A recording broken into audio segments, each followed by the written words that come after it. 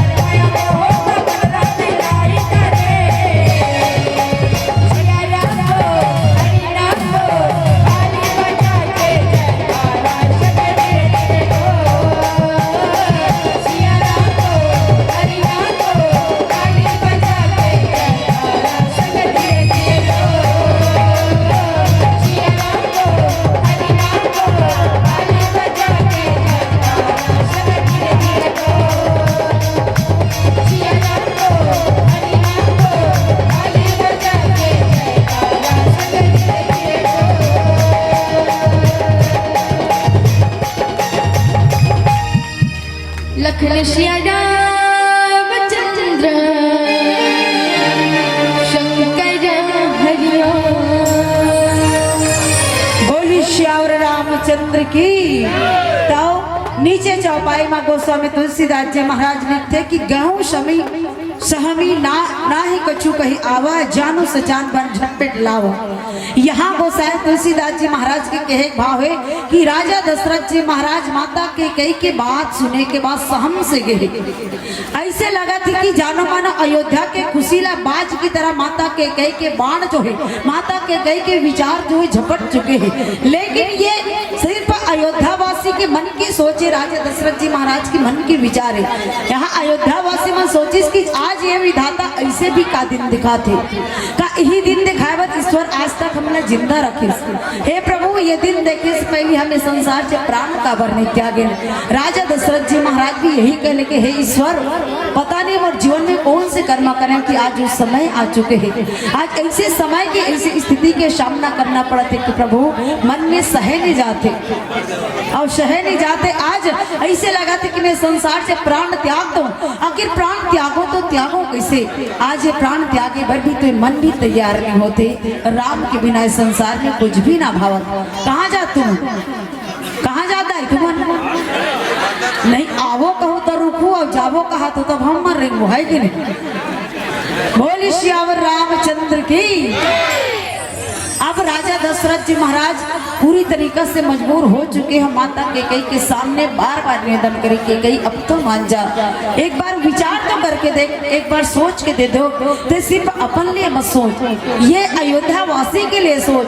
माता कैकेयी कहते मैं सिर्फ अयोध्या वासी के लिए नहीं स्वामी, मैं तो संसार के लिए सोचा था, ये विश्व के लिए सोचा था और जो विश्व के हित के लिए आज मैं वही कार्य करे जाता हूँ। और वास्तविक बात से जनो माता कैकेयी जो संसार के कल्याण हो जाते ना, माता कैकेयी के माध्यम से हो जाते। प्रभु राम स्पष्ट रूप से किसकी माता मन में कभी भाव मत रखबे कि संसार के व्यक्ति तोर बारे में का विचार करिस। बस यही बात याद रखबे कि मोर नजर में ते वंदनी और पूजनी हस, मोर नजर में ते वंदनी और पूजनी हस। तोर जैसे महतारी सौतेली माँ न तो कोई है न तो कोई हो सके। आज माता कैकेयी संसार के कल्याण के लिए अपना आपला चरित्रहीन बनना स्वीकार कर लिस, कलंकिनी बनना स्वीकार कर लिस। लेकिन प्रभु राम 14 साल के वनवास भेजे से पीछे नहीं हटिस, मतलब संसार के कल्याण करवाए पर पीछे नहीं हटिस। तो इस संसार में से कौन महतारी सजनों जिन आज अपन आप में अपन चरित्र में कलंक लगा के ये संसार के हित कर सके। आवाज माता कैकेयी संसार के हित करिश, वही कारण से आज माता कैकेयी वंदनी और पूजनी। अब विचार करके देखे वंदनी और पूजनी की बात तो सिर्फ यहाँ माता कैकेयी की बात नहीं सजनों, बल्कि आज तो भारत सरकार भी प्रत्येक नारी जाति लो वंदनी और पूजनी की बात पे है ना। आज सरकार चाहते कि हर क्षेत्र में नारी आगे हो, सरकार चाहते कि हर क्षेत्र में नारी ला पहली पद मिले। गांव के सरपंच के पद में नारी, जनपद के पद में नारी, राशन कार्ड में नारी के नाम, कलेक्टर घलो नारी, पटवारी घलो नारी। मैं तो कहता हूँ कुछ दिन के बाद घर के पच्चा पट्टम घलो नारी मन के नाम मत आ जाए, वो भी सत्य है कि नहीं? मतलब सरकार चाहते कि हर क्षेत्र में नारी आगे हो, हर क्षेत्र में नारी ला आगे रखे, नारी के सम्मान किए जाते और बेटी और बेटा ला सम्मान की दृष्टि से देखे के भाव पैदा करते। आप और हम सब के बीच में बात रखते कि बेटी बेटा एक समान, मतलब हर क्षेत्र में सरकार सबसे पहले महत्व नारी ला देते और बड़े बड़े पोस्टर में ये लिखते कि नारी के सम्मान करो, नारी के ऊपर अत्याचार मत करो, बेटी के सम्मान करो, बेटी के ऊपर अत्याचार मत करो। लेकिन मैं तो कहता हूँ वो बड़े बड़े पोस्टर जो बड़े बड़े शहर में बड़े बड़े अक्षर में लिखे रहते ना, नारी का सम्मान जहाँ संस्कृति का उत्थान वहाँ, बेटी का सम्मान जहाँ संस्कृति का उत्थान वहाँ, वही भारत देश के रोज के अखबार भी तो उठा के देखा जाए, जिन भारत देश के बड़े पोस्टर में नारी सम्मान बेटी सम्मान के नारे लगते, वही भारत देश के रोज के अखबार भी तो उठा के देखा जाए। ऐसे कोई दिन नहीं गुजरत हुई कि एक बेटी और बहू के साथ अत्याचार नहीं होती। रोज के रोज कहीं ना कहीं अखबार के माध्यम से, टीवी के माध्यम से, रेडियो के माध्यम से जाने पर मिलते, कहीं एक बेटी के साथ बलात्कार, कहीं एक बहू के साथ अत्याचार, कहीं एक माँ के साथ के बीच के रेप। आज आप और हम सब के बीच में नाना प्रकार के बेटी बहू और माँ के बीच के अत्याचार किसी ना किसी हाल से पहुंची जाते। जिन बड़े बड़े पोस्टर में नारी सम्मान बेटी सम्मान, वही रोज के अखबार में आज बेटी के बीच के अत्याचार आज आप हम सबके बीच में पहुंचे थे। मैं देश और समाज के तमाम पर पुरुष से एक ही बात कहना चाहूँ सजनों, जिन पुरुष पर स्त्रियां हीन भाव से देखते, एक बेटी जात का कलंकित पापाचारी दुराचारी के दृष्टि से देखते, अजमत छड़ो किसी अबला को, अजमत छड़ो किसी अबला को, यह बहुत बड़ा पाप होगा। याद रखना मूर्ख, तू भी किसी दिन एक लड़की का बाप होगा, तू भी किसी दिन एक लड़की का बाप होगा। मानस के प्रेमी सज्जनों, ये तो देश और समाज में जन्म लेने वाली एक बेटी, एक बहू, एक माँ के साथ के बीच की बात है, लेकिन क्या फिर भी आज हमारा देश और समाज सेफ है? क्या फिर भी आज हमारा देश और समाज स्वतंत्र है? आज भी तो ऐसे अत्याचार होते जिन लगते भ्रूण अत्याचार। सरकार एक ठक नियम निकाले कि गर्भवती महिला के सोनोग्राफी किए जाए, सोनोग्राफी के माध्यम से जच्चे बच्चा के जानकारी लेवर ही सोनोग्राफी किए जाते सज्जनों। एक अलावा कोई आगे पीछे सोच सरकार के नहीं, लेकिन आज इंसान होकर भी दुरुपयोग किए जाते। सोनोग्राफी के माध्यम से पता लगा जाते कि गर्भ में पलने वाली जीव लड़की है कि लड़का। अगर लड़का है तो ठीक और लड़की है तो गर्भ के अंदर से गर्भपात किया जाए। लेकिन मैं तो कोस्तु ऐसे डॉक्टर ला जिला धरती के भगवान माने आज डॉक्टर भी एक बेटी के साथ अत्याचार करे बर जाते।